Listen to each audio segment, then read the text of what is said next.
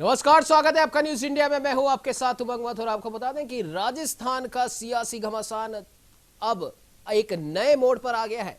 आपको बता दें कि 14 अगस्त से विधानसभा सत्र शुरू हो सकता है। राजधानी जयपुर से इस समय बड़ी खबर आ रही है। सियासी संग्राम के बीच बड़ा अपडेट। विधानसभा सत्र में शामिल होंगे पायलट गुट के विधायक। 14 अगस्त से शुरू होगा विधानसभा सत्र। मानेसर में मौजूद हैं पायलट कैंप के विधायक। राजनीतिक षड्यंत्र करने की याचिका हाईकोर्ट में दायर। विधायकों की स्वतंत्रता व सुरक्षा को लेकर राज्यपाल को लिखा जा सकता है पत्र। सूत्रों के हवाले से खबर आ रही है। आपको बता दें कि राजस्थान आने पर एसओजी व एसीबी पायलट गुट के विधायकों को पूछताछ के लिए हिरासत में ले सकती है। पायलट कैंप के विश्वस्त सूत्रों से यह जानकारी हमें मिली है। हालांकि न्यूज इंडिया इसकी पुष्टि नहीं करता। आपको बता दें कि राजस्थान के सियासी घटनाक्रम को लेकर एक बड़ा अपडेट यहां पर आया है। पहला तो 14 अगस्त से विधानसभा सत्र शुरू हो सकता है, और दूसरा पायलट गुट के विश्वसनीय सूत्रों के हवाले से एक खबर मिली है कि पायलट खेमे के जो विधायक हैं और खुद पूर्व उप मुख्यमंत्री सचिन पायलट इस विधानसभा सत्र में हिस्सा ले सकते हैं, लेकिन उन्हें डर है कहीं एसओजी और एसीबी उन्हें पूछताछ के लिए ही सही हिरासत में ना ले ले।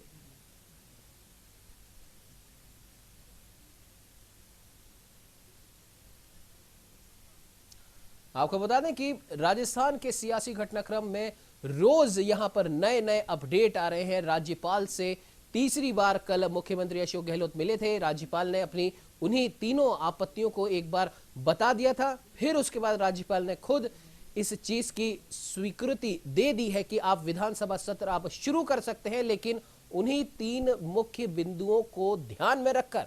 और सबसे बड़ी चिंता जो राज्यपाल ने जाहिर की थी वो की थी कोरोना वैश्विक महामारी को लेकर, क्योंकि 200 से ज्यादा विधायक और 1000 से भी ज्यादा विधानसभा के कर्मचारी ने सबकी सुरक्षा का जिम्मा भी सरकार पर और माननीय राज्यपाल पर। तो ऐसी और इन तमाम बातों को ध्यान में रखकर मुख्यमंत्री अशोक गहलोत को स्वीकृति आखिरकार राज्यपाल ने दे दी है, और 14 अगस्त से विधानसभा सत्र शुरू हो सकता है।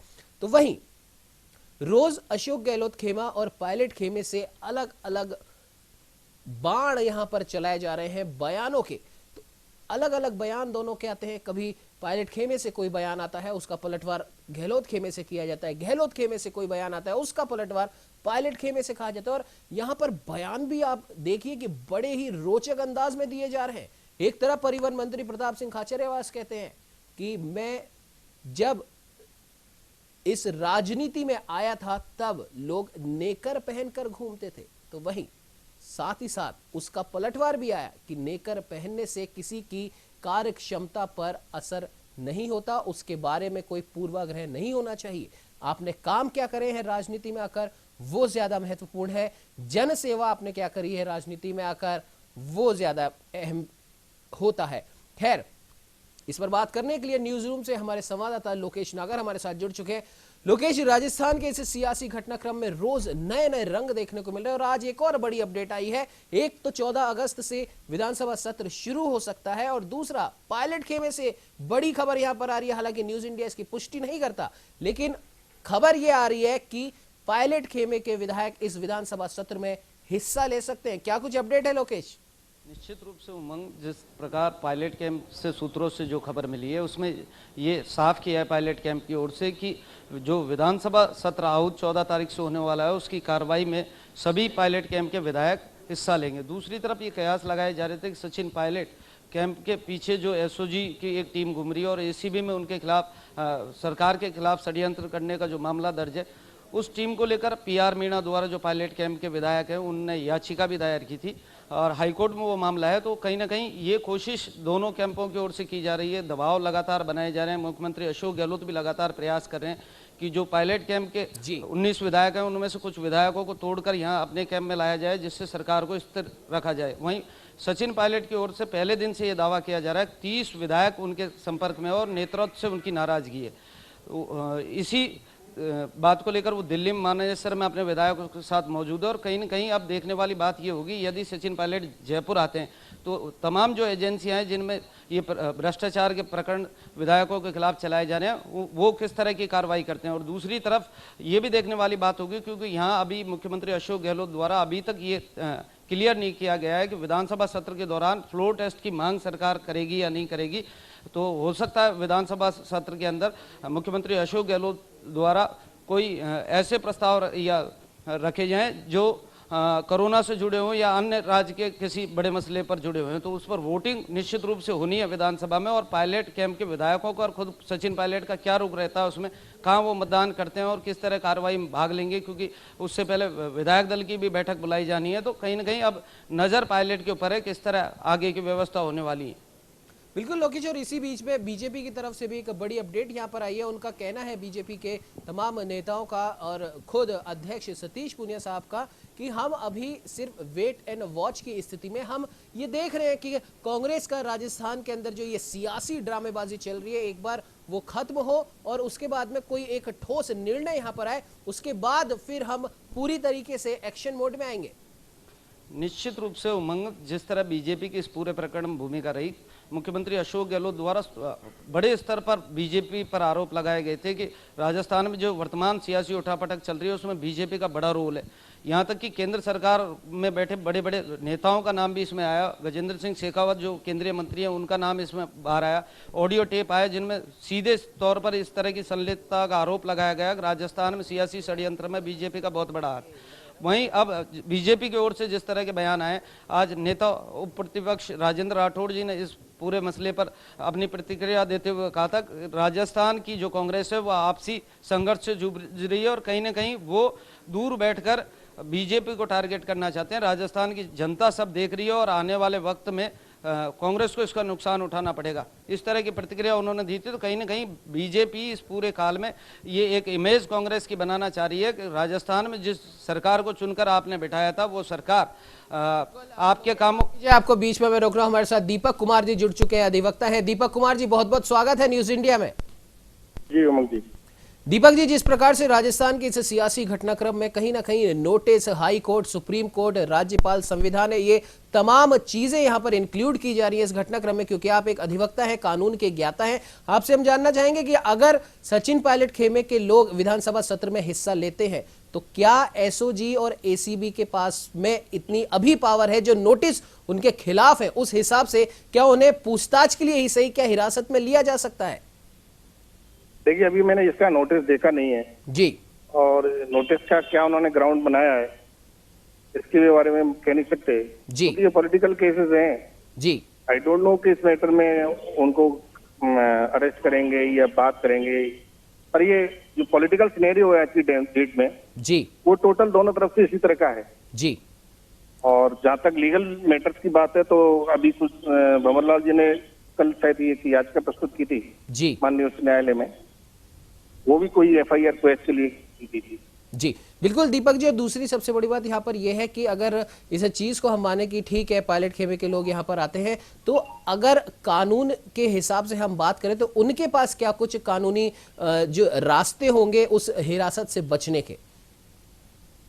देखिए, आज तक जो पायलट साहब के खेमे के जो विधायकों का जो स्टेटस है जी, वो राजस्थान में एज इट इज यथास्थिति के आदेश कर रखे हैं। जी, मीन्स आज की डेट तक स्पीकर महोदय उस पर कोई फैसला नहीं कर सकते डिस्क्वालिफिकेशन की। जी, जहाँ तक मेरा खुद का मानना है और कानून ये बोलता है कि वेब जो क्या है, कभी विधानसभा सत्र चलता है उसी जी। के दौरान मान्य होता है।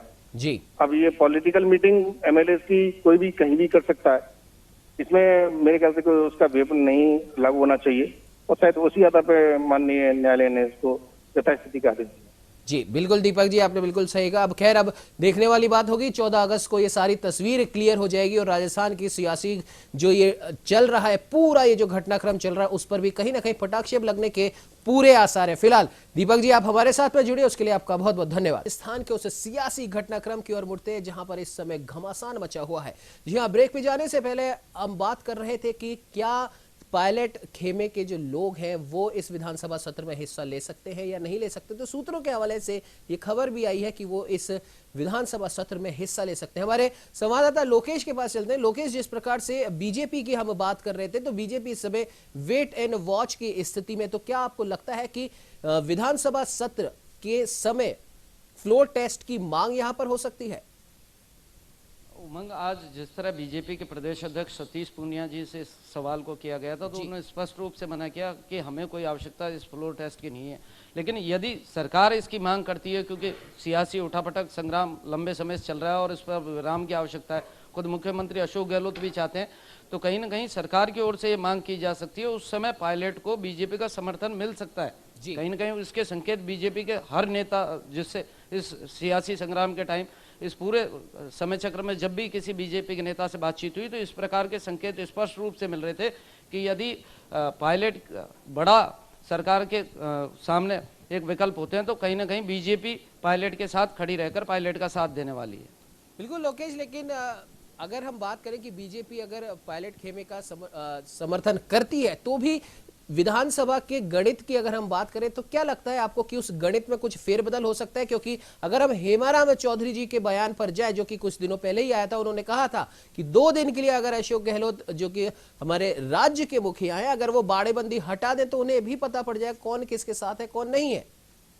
निश्चित रूप से पायलट कैंप की ओर से पहले दिन से ये दावा किया जा रहा है कि राजस्थान सरकार के 30 से 40 ऐसे विधायक हैं जो नाराज है नेतृत्व से और उनको काम को लेकर उनकी परेशानी थी। राजस्थान की जनता से जिस तरह के वादे कर कर ये लोग विधानसभा पहुंचे थे तो उन कामों को नहीं किया जा रहा था सरकार की ओर से, इसी को लेकर इनकी लगातार नाराजगी रही। दूसरी एक बात सबसे बड़ी ये है कि बाड़ेबंदी को लेकर राज्यपाल ने जिस तरह 3 बार प्रस्ताव राजभवन से लौटाया गया सत्र को आहूत करने को लेकर, तो कहीं ना कहीं एक बड़ा बिंदु ये था कोरोना काल में किस तरह 1200 लोगों की जो व्यवस्था है विधानसभा सत्र के दौरान उसको संयोजित किया जाएगा। और दूसरी तरफ जो बाड़ेबंदी और विधायकों की स्वतंत्रता को लेकर बात किया था तो राज्यपाल की ओर से स्पष्ट रूप से सरकार को ये कहा गया था कि फ्लोर टेस्ट या विधानसभा सत्र आहूत करते समय विधायकों की स्वतंत्रता को ध्यान में रखा जाए, उनके आवागमन को सुनिश्चित रखा जाए। तो कहीं ना कहीं अभी बाड़ेबंदी के जो फेयरमाउंट होटल में सरकार के तमाम जो विधायक हैं वो मौजूद है और मानेसर पायलट कैंप के विधायक मौजूद है। तो जिस तरह सूत्रों से खबर मिल रही है, पता ये लग रहा है कि अभी फेयरमाउंट होटल में जो बाड़ेबंदी है विधायकों की वो जारी रखी जाएगी और जब तक सत्र आहूत नहीं हो जाता 14 से पहले तक सभी विधायक बाड़ेबंदी मौजूद रहेंगे फेयरमाउंट होटल में। तो कहीं ना कहीं सरकार को भी अभी ये डर है कि कहीं बाड़ेबंदी खोली जाए, जिस तरह का दावा पायलट कैंप की ओर से किया जा रहा है, तो कुछ और विधायक मानेसर पहुंच जाए तो सरकार के सामने मुश्किलें खड़ी हो सकती है। तो कहीं ना कहीं पूरी सतर्कता दोनों तरफ से बरती जा रही है और पायलट के दावों में कितनी सच्चाई है ये आने वाले वक्त में पता लग ही जाएगा, क्योंकि विधिवत रूप से 14 तारीख से अनुमति मिली है सत्र को आहूत करने की। माना जा रहा है कि छुट्टियों के कारण 17 तारीख से जो सदन की कार्रवाई है वो सुचारू रूप से शुरू होगी। बिल्कुल लोकेश, आपने सही कहा कि अब ये तो समय के गर्त में छुपा है कि 14 अगस्त को जब विधानसभा सत्र शुरू होगा तब क्या कुछ इस राजस्थान के सियासी घटनाक्रम में घटता है। खैर, दीपक चावला हमारे साथ में जुड़ चुके हैं, हमारे संवाददाता है जयपुर से, फोन लाइन से जुड़े हैं। दीपक, दिन भर हाईकोर्ट में आज क्या गहमा गहमी रही, क्या कुछ अपडेट है हाईकोर्ट से आपके पास? देखिए बिल्कुल उमंग, आज सुनवाई हुई है। जो भाजपा नेता मदन दिलावर है उनकी याचिका पर आज सुनवाई हुई थी। इससे पहले भी एक दिन पहले मदन दिलावर ने याचिका लगाई थी, लेकिन कोर्ट ने उसको डिस्पोजल यानी कि निस्तारित कर दिया था और कहा था कि पहले स्पीकर इस पूरे मामले में आदेश दे चुके हैं, ऐसे में आप नए सिरे से दोबारा से जो याचिका है वो लगाए। तो आज फिर से यहाँ पर याचिका लगाई थी। आज याचिका का जो मुख्य उद्देश्य यही था कि आखिर कैसे और क्यों बसपा के विधायक जो है, खुद एक राष्ट्रीय स्तर की पार्टी है और उनके विधायक कैसे कांग्रेस में लिप्त हो गए, कैसे उनमें विलय हो गया, इसको लेकर ही ये याचिका लगाई थी। और हाईकोर्ट में सुनवाई हुई, 2 बजे लंच के बाद ये सुनवाई तय हुई। उसके बाद अभी कुछ देर तक ये अपडेट ये आया था कि अब उन्होंने हाईकोर्ट ने जो करीब स्पीकर और 6 बसपा के विधायक को ये नोटिस दिया है। नोटिस देकर ये कहा है कि आप 11 अगस्त तक अपना जवाब दीजिए। 11 अगस्त तक ये तमाम लोग जो है वो अपना जवाब देंगे, जवाब में लिखेंगे कि ये विलय क्यों और कैसे हुआ और किस वजह से हुआ। फिर उसके बाद 11 अगस्त को फिर से इस पूरे मामले में सुनवाई होगी। उसके बाद ये पूरा निष्कर्ष है, कंक्लूजन है, वो सामने निकल कर आएगा। यानी कि कह सकते हो कि 11 अगस्त को ही इस पूरे हाईकोर्ट के उस पूरे मामले का जो है पटाक्षेप हो पाएगा। बिल्कुल बेहद जरूरी ये याचिका है, बेहद जरूरी ये केस है, क्योंकि बसपा के विधायक से जुड़ा मामला है। बसपा के विधायकों ने पहले ही गहलोत को अपना समर्थन दे सका है। ऐसे में अगर हाईकोर्ट अगर कोई डिसीजन देता है और उसमें कहीं ना कहीं ये अपना समर्थन नहीं दे पाते तो गहलोत को काफी ज्यादा नुकसान यहाँ पर हो सकता है। तो इसलिए कह सकते हो कि ये सियासी दृष्टिकोण से, सियासी नजरिए से काफी महत्वपूर्ण ये फैसला हो सकता है। फिलहाल इस फैसले के लिए 11 अगस्त तक इंतजार करना पड़ेगा। फिलहाल ये देखना होगा कि स्पीकर और जो अन्य जो भी बसपा के विधायक है वो किस तरह का क्या नोटिस का क्या जवाब देते हैं उमंग। बिल्कुल दीपक, आपने सही कहा। कहीं ना कहीं 14 अगस्त और 11 अगस्त ये 2 तारीखें राजस्थान के इस सियासी घटनाक्रम में काफी महत्वपूर्ण है और इन दोनों तारीखों पर लगभग ये अंदाजा हो जाएगा कि आगे अब क्या कुछ घटित होगा। लोग रुक कर लेते हैं हमारे संवाददाता लोकेश नागर की तरफ। लोकेश, एक सवाल यहाँ पर एक बहुत ही रोचक ये बनता है कि जिस प्रकार से बीएसपी के 6 विधायकों के खिलाफ भी हाईकोर्ट में जाया गया है और 11 अगस्त को, जैसा कि दीपक ने भी बताया, 11 अगस्त को उनको जवाब देने के लिए कहा है। और सबसे बड़ी बात यह है कि अब जब ये सारी कार्रवाई हो रही है, इसी बीच में पायलट कैंप से ये घोषणा होती है, कहा जाता है कि हम भी विधानसभा सत्र में हिस्सा लेंगे। लेकिन ये चीज गहलोत कैंप से भी ये बात सामने आ रही है कि किसी विधेयक को लेकर या कोरोना से जुड़ी किसी बात को लेकर वहां पर कोई विधेयक प्रस्तुत हो सकता है और उस विधेयक में मतदान जरूर करवाया जा सकता है, आपका वोट रखवाया जा सकता है। अब अगर इन सारी कवायदों को देखें तो क्या आपको लग रहा है कि बीएसपी के 6 विधायकों के खिलाफ जो कोर्ट में जाया गया है वो कहीं ना कहीं कांग्रेस कैंप को कम करने के लिए या उसके समर्थन में जो विधायक है उनको कम करने के लिए कवायद की जा रही है? बीजेपी के मदन दिलावर ने बीएसपी के 6 विधायकों को लेकर हाईकोर्ट में जो याचिका दायर की है, 11 तारीख को उसकी सुनवाई होनी है। तो कहीं ना कहीं कोई मौका छोड़ा नहीं जा रहा है, एक एक विधायक महत्वपूर्ण है। और बीएसपी की सुप्रीमो मायावती जी ने भी इस विधानसभा सत्र को लेकर व्हीप जारी कर दिया है पार्टी का। तो कहीं ना कहीं वो फैसला आना है और बड़ा महत्वपूर्ण फैसला होगा, क्योंकि विधानसभा सत्र में जो 6 बीएसपी के विधायक हैं उनकी अंक की बड़ी महत्वपूर्ण भूमिका इसमें है। मुख्यमंत्री अशोक गहलोत द्वारा दोनों अपने कार्यकालों में अपनी सरकार को मजबूत करने के लिए बीएसपी के विधायकों को विलय किया। दोनों राजनीतिक हलकों में दोनों ओर से तमाम तरह की इनके विलय को लेकर बातचीत होती रही है। लेकिन सबसे बड़ा सवाल यह है, पायलट कैंप की ओर से जब ये संकेत मिले हैं कि वो विधानसभा सत्र में भाग लेने आएंगे, तो कहीं ना कहीं वो सुरक्षा को लेकर, क्योंकि तमाम विधायक जो पायलट कैंप में मौजूद थे उन्होंने वीडियो जारी कर कहा था कि हमारे परिजनों को डराया जा रहा है और हमें डर है कि किसी षड्यंत्र में हमें राजनीतिक द्वेषता के कारण फंसाया जा सकता है। तो कहीं ना कहीं अब जब एसओजी की एक टीम लगातार आईपीएस स्तर के अधिकारी उसमें हैं और मानेसर में विधायकों की तलाश कर रही है, जब विधायक जयपुर आएंगे तो किस तरह की राजनीतिक घटना उस समय होने वाली है, क्योंकि सरकार के पूर्व मुख्यमंत्री और कांग्रेस के 7 साल प्रदेश अध्यक्ष रहे सचिन पायलट वो आएंगे और उनके साथ तमाम दिग्गज नेता हैं। विश्वेंद्र सिंह सरकार में मंत्री थे, रमेश मीणा थे और 2 विधायक हैं जिनका एसओजी को सैंपल लेना है। वॉइस सैंपल के लिए एसओजी की टीम रवाना की गई थी। तो क्या कार्रवाई आने वाले वक्त में होगी, क्योंकि इस तरह का कल्चर राजस्थान की राजनीति में कभी नहीं हुआ, इस तरह की उठापटक नहीं हुई। और मुख्यमंत्री अशोक गहलोत के लिए तो ये जीवन की सबसे बड़ी राजनीतिक चुनौती है ही। राजस्थान के इतिहास में भी देखें तो इस तरह की सियासी उठापटक आज तक के इतिहास में राजस्थान की राजनीति में नहीं हुई। तो कहीं ना कहीं और रोचक होने जा रहा है ये पूरा मसला। अब देखने वाली ये बात होगी जब पायलट कैंप के विधायक यहाँ आएंगे तो किस तरह की सियासी उठापटक राजस्थान में नई देखने को मिलने वाली है। बिल्कुल लोकेश, आपने सही कहा कि किस तरह की राजनीतिक सियासी उठापटक यहाँ पर देखने को मिलेगी। 14 अगस्त को ये चीज साफ भी हो जाएगी। दीपक, आपके पास आना चाहूंगा। जिस प्रकार से राज्यपाल के द्वारा भी कहा गया है कि जितने भी विधायक वहां विधानसभा में जाएंगे उनके फ्री मूवमेंट को ध्यान में रखा जाए, तो ये जो फ्री मूवमेंट वाली बात कही है दीपक, क्या लगता है आपको कि ऐसा हो भी पाएगा या हम वो बाड़ेबंदी में ही जिस प्रकार से वो होटल फेयरमाउंट से सीएम आवास तक या राज्यपाल निवास तक वो एक हर बस में ही वो सब गए थे, वैसे ही इजाजत मिलेगी उनको?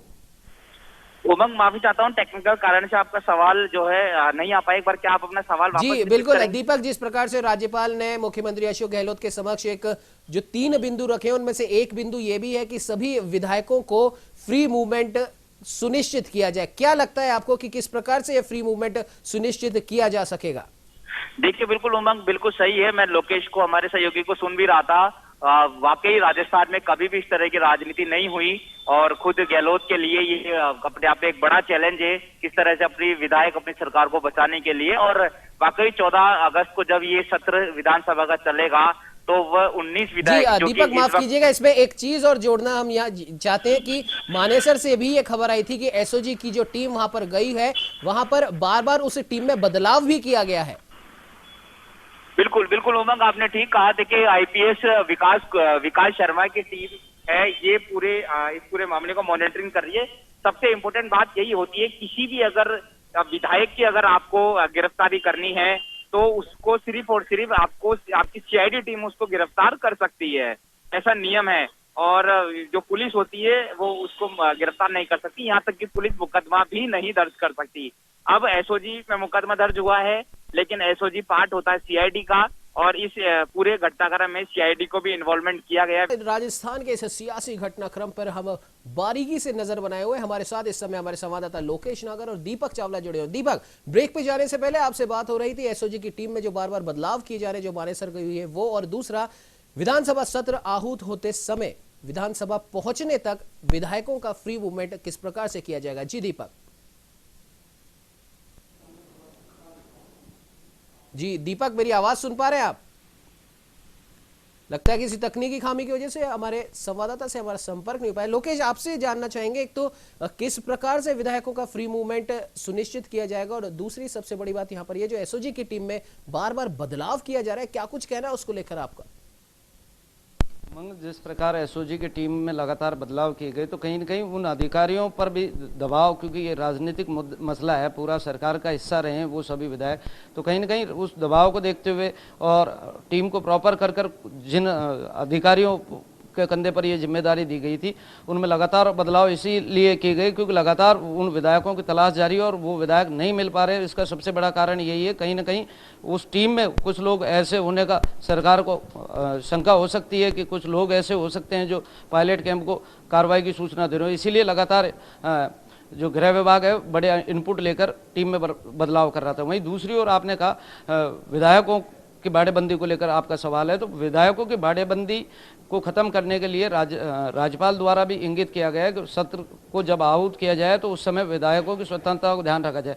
तो कहीं ना कहीं दोनों कैंपों की ओर से अभी वर्तमान में देखकर नहीं लग रहा, सूत्रों से जिस प्रकार की जानकारी मिल रही है कि दोनों कैंपों में जो विधायक हैं वो सदन शुरू होने से पहले वहाँ मौजूद रहेंगे, क्योंकि हो सकता है मुख्यमंत्री अशोक गहलोत द्वारा आज विधायक दल की जो बैठक ली गई थी उसमें सभी लोगों के सुझाव लिए गए हैं बाड़ेबंदी को लेकर कि भाई बाड़ेबंदी यदि खोल भी दी जाए तो किन लोगों को बाहर रखा जाए और किन लोगों को, 30 विधायकों के संपर्क में होने का लगातार पायलट कैंप की ओर से दावा किया जा रहा है, तो वो 30 लोग अपने कैंप में वो छाट कर रखना चाहेंगे जिन पर विशेष रूप से नजर रखी जाए, क्योंकि एक भी विधायक अगर यहाँ से वहाँ जाता है तो सरकार के प्रति गलत एक मैसेज जाएगा और कहीं ना कहीं अपना दम दिखा रहे।